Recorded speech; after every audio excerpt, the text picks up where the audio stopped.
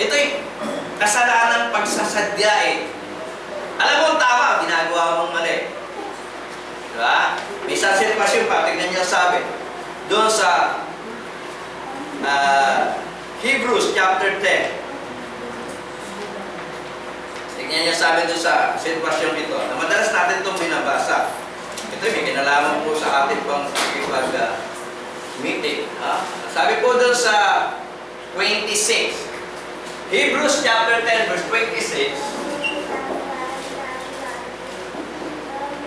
Hindi ko na po nailagay sa PowerPoint to sa dami po ng aking ginagawa. Nakulat po ako ng to. Pardon me. Okay? Forgive me.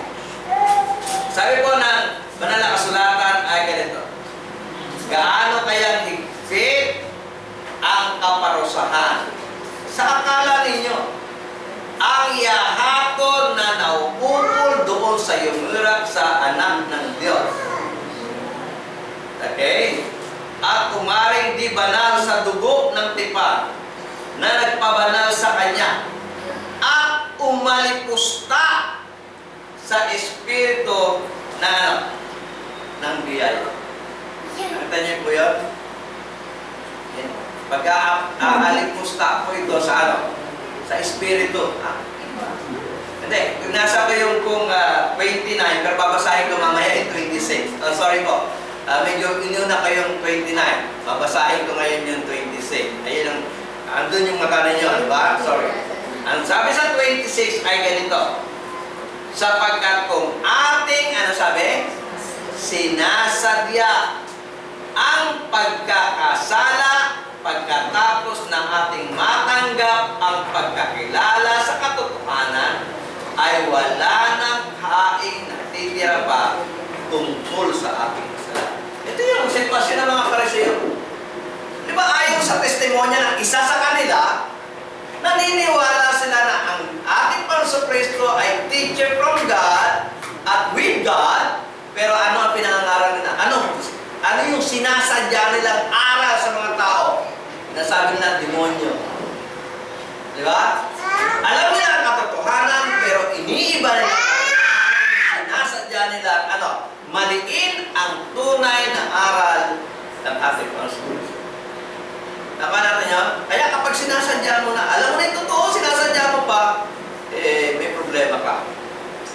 Wala nang kapatawaran ito.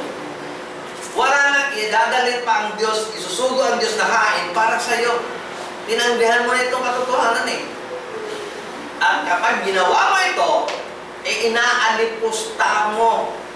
Hindi lang ang ating Panginoon Kristo, hindi lang ang Diyos Ama, maging ang Espiritu ng biyaya, ang Espiritu Santo. Tignan nyo, yun ang binasa ko kanina na una-unang binasa bago pa binasa yung 26. Pero mas maganda, basahin ko 26, 27, 28, 29 hanggang 29. No? Sapagkat kung ating sinasadya ang pagkakasala pagkatapos na ating matanggap ang pagkakilala sa katotohanan, ay wala nang haing natitira pa tungkol sa kasalanan.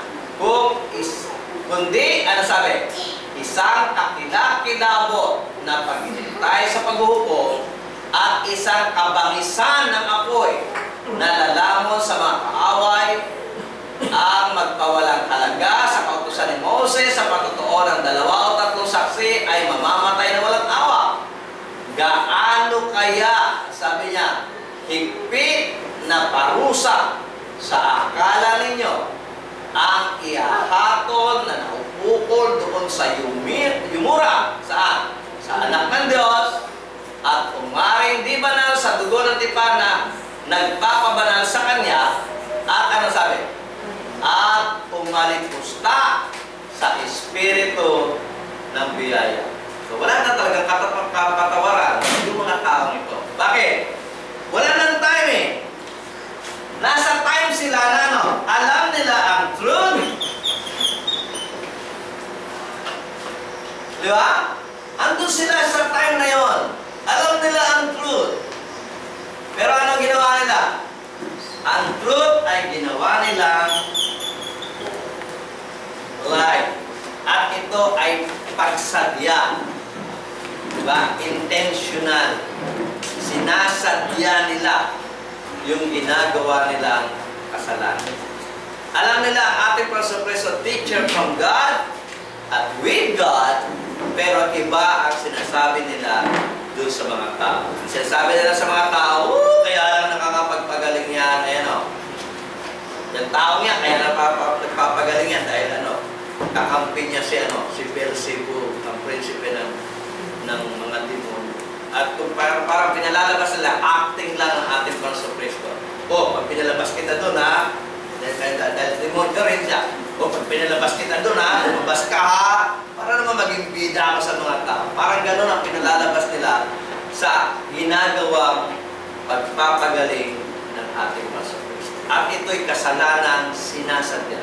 At kung ito'y kasalanang sinasadya, tulad rin ang sinasabi ng ating Panginoon Kristo, ito ay walang kapatawaran. Kapag kinamatayan mo na ito, wala na. Diretso ka na doon sa naghiningas na apoy at asopre